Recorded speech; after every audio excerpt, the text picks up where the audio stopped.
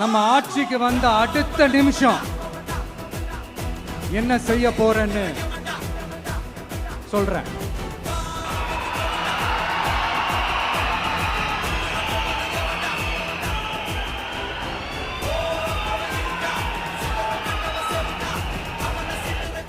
Number 1,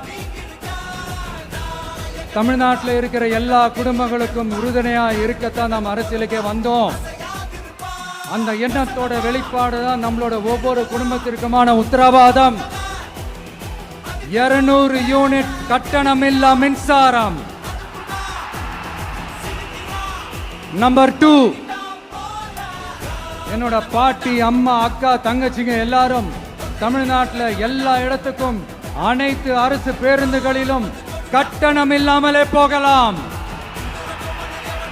number 3, சட்டம் ஒழுங்கு சரியா ரொம்ப ஸ்ட்ரிக்டா நிலைநாட்டியே தீருவோம்.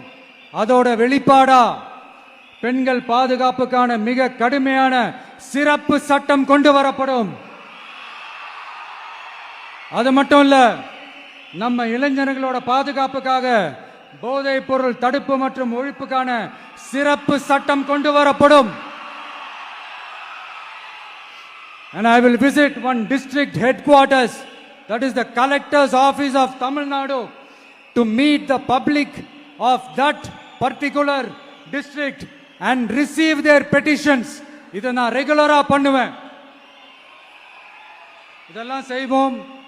இதோட நாம சொன்னதெல்லாம் கொஞ்சம் கொஞ்சமா நம்ம ஆட்சிக்கு வந்ததுக்கு அப்புறம் செஞ்சு காட்டுவோம்.